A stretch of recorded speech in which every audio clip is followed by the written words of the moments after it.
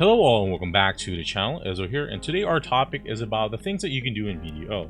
Now, BDO is massive and can be overwhelming, especially with the ever-evolving content and major changes such as the class reworks, seasons addition, and the weekly events that are happening normally. Now, some of these might shift some of the playstyles and also some of the items in market in extreme ways. But as you spend more time in the game, the more you get familiar with the mechanics, it gets much easier.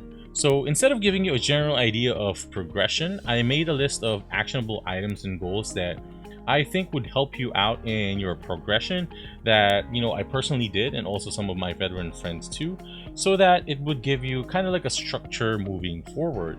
Now, I will be giving you the task or the item and then followed by the reason why I'm recommending it. And again, this will be a multi-episode series so that we can cover a lot of the content of BDO. But before we proceed, I just want to thank those that have subscribed to the channel already and have liked and watched the videos. And if you haven't yet, hopefully I can earn that in this video or in the future videos that I will be putting out. And thank you so much for being here. The first on our list is the Chenga Sharkan Tomb of Wisdom, and this one gives you 30% quest reward. So now with the season and the class rework, you might be re-rolling to another character or be trying out another one, and this would help you level up to level 61. The other benefit of this one is that this would increase and help you build up your family fame for the combat one, so you could get more daily silver and also reach that 1.5% market collection bonus. In case you don't know yet, as you do the main quest and go from city to city, the ones that have the solid borders for the quest, those are the ones that gives the highest combat XP and can be considered as like a one-time side quest or like an event quest. And the other ones that have the broken lines, those are the dailies that give certain rewards that you could do daily. So the next on our list is getting a Manos riding crop, and this kind of helps you out on traveling much faster as it gives your mount plus 20% on the manual run speed. And if you are like fond of like auto traveling, then it gives you 50%. So if you're like me that I use my main tune to go from rift to rift, then this definitely would speed you up a little bit. And if you do have the auto sprint run, then a lot better. And another thing too is the traveler's map. So go to the market, get one of these ones on the character that you're mainly using for some. If you are on a character that is mounted on a horse and you're in a specific location, so for example in a certain region like the Calphian territory, and if I want to move from the Trina Fort to Florian, that's gonna take quite some time. So what I can do is go over to my inventory where I have the traveler's map, make sure to click up on that one, and then I would choose it on as long as it's in the same region, and it would teleport me to that place with my mount. So this definitely speeds up your travel a lot. So the next thing is start your knowledge journey early and try to talk to each NPC with a question mark that you see on your map. And the best way to do this one is by expanding your map at the top right, and it would show you like the general area. So like when you go around, it would show you which NPC, like for example, have a quest, or are they haven't talked to them yet. So you would be able to see and go to them and be able to get their knowledge. Now the good thing about this one is if you go and press H, you would see over here that they correspond to a specific category in the knowledge base, and they could give you energy. So this is the one that you could use for life skilling, for changing for energy pot, and some of the other quests. So this is very good if you are trying to hit like max energy. Like I've been doing it casually for the past for a couple of years, and I've managed to get most of them. And then like after you do that, you go to different monster areas and try to get their knowledge before leaving them, especially if you're doing it for a quest. Then definitely that's going to help out in the long run. Now like currently I have 587, I'm nearing 600, and I'm doing this casually for the past as I've said, like a couple of years, and this has really helped me out in exchanging for energy pot to sell, or like life skilling during life skilling events. So this one is fairly simple, and it's the housing system in BDO. All you have to do is press M and then go to the city by clicking on the castle icon, and you will see this tiny houses over here. What you need to do now is go to one of the houses that are currently at teal or blue, whichever you want to call it, and what you would do is go to the resident, and what you would do there is click on the purchase residence, and it would show you the required contribution points that you need, and then also the contribution points that you have. So what would happen is that this, like the interior layout that you see, will be viewable for you, and you could put in any of the furniture that you currently have. So for example, the one that I got is Villa 2-1. I bought this one, and this is the layout for it. So when I enter the house for that one, you would see that, this is exactly how it was portrayed over there, and I am able to do a place mode and set up furnitures that I get from PA. Now PA does give furniture set, and that includes some bookshelves in it. So the good thing about this one in relation to the knowledge that we just talked about is that you could set your alts to read the books and you could log off of them. Now the benefit of this one is that there are grades for the monsters. So if you go and hover your mouse on the knowledge ecology effect question mark, you would see that the grade correspond to a certain point. And if you accumulate the numbers and got to over a few of, like, for example 2,000, 3,000, 4,000 at the beginning, then that gives you a big percentage for the item drop rate, which is very good. So your target here of course is 8,000. So you won't be able to grind all of these ones to S, like for example if you're a casual like me. So I have all of my alts reading on the same bookshelf, so that's possible.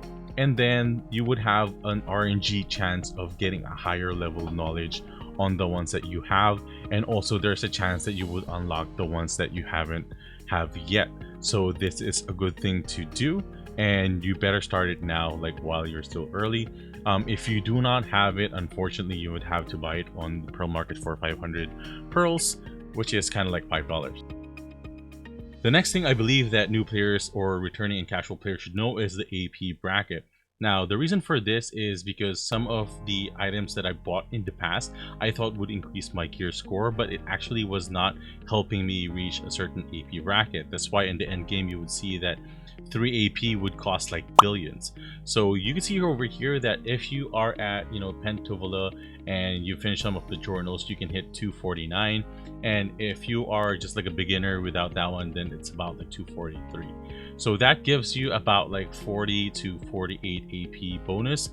But once you reach, like for example 265, it jumps a lot. So that's 122 additional AP. So that really would increase your grind speed in terms of like higher level areas, and would definitely help you out on PvP. And you can see that by going to your inventory and going to view my stats, and it would be over here, and you could kind of like mix and match how you would like it to be. But the best thing I would recommend is go to garmoth.com, and you will see over there like a way that you could build your equipments, and you will see over there that you could plan out the path that you would want. If you want some boss gear, then you would see like the total silver amount that you would need in order to get that certain level.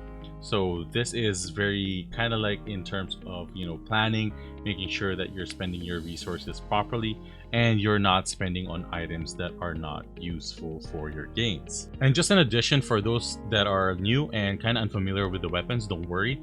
All you have to do is locate your central marketplace director, or go to your menu and go to shop and then central market. This would show you like different categories for the shop, and most of the best in stock items are already in the marketplace for viewing.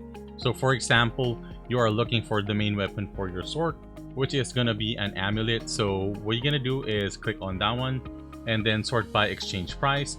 This would show you kind of like the level of the weapons, Black Star being the best one if you have higher upgrade of weapons. So for example, let's click this one, and you will see over here that there is different levels. So this is across the board. It's gonna start from 0 to 15 for any of the weapons, and then it goes spry, duo, tri, tet, and pen. So for example, you want to get this 122 to 128 AP weapon, and you would see here the price that you would need to purchase this one. So this is kind of like the baseline of what you need to do in terms of weapon research, going to the market, seeing what's available, going to the accessories, comparing the different items, whether you would want, you know, this ominous ring for additional accuracy or for additional damage with the Twin Grant ones. So it would really depend on how you would want to progress. Plan it out, play it out on Garmoth.com, and then you can go from there. So there's still a lot of things I want to discuss, but I'm going to reserve them for future sections as they're more advanced, and this would also give you time to do the things that we discussed in this video. So this one, last one, is start farming, and the benefit of this one is basically a lot, and a lot of the veteran players would recommend you doing this one. Firstly is that you could get the crops that you would need for cooking. So for example, you know, you would have like the garlic, the onions, you could do it here. And then the other one is that there's a rare chance that this one would be generating the molds that you can see over here too, that would give you horse mats and then black stone armors and weapons that you could use for, you know, enhancing or just selling. And the good thing about this one though too is that, you know, each time you breed a plant, you get a chance to get the byproducts that you could then convert into the fodder. And the good thing about the fodders is that you could use it for awakening your T8 coursers, which can be Pegasus, Dooms, or Dines. So this is one good way to get kind of like free, quote unquote, items for awakening. Then you don't have to rely on, you know, the massive pre-order block in the market. And one good thing too about here, the reason why I use Fireflakes is the fruits that I was able to use in the Mythical Awakening that I was successfully able to do, which I'm very happy of. And one good thing too about that is that you could sell those for more money. And if you're a new player, this next part is going to be like very helpful for you. It's using the caterpillars and twigs that you get from pruning your items from the farm into CP and also farming mastery experience. So the good thing about this one is it's easy. It's a turnover quest. You turn over the twigs and you turn over the caterpillar on this NPC that I'm showing to you right now, and it's very easy. It's just gonna take you about a minute. And also there is one additional one that I want you to get like near the church, so that overall your total CP gains per day is 370 in Valia alone. And if you're a new player, haven't explored anything yet, then definitely this would boost up your CP per day. So guys, that is it for now. We're going to be putting some of the additional information in the more advanced ones in future parts, and if you haven't seen it here, I do have a lot listed, and I want to keep it compact and easy so that newer players can follow along and do it as they watch the video. And feel free to comment down below on the things that you want to see. And thank you so much again for watching. If you haven't subscribed yet, like, I would greatly appreciate it for the support of the channel, and I will see you guys on the next video.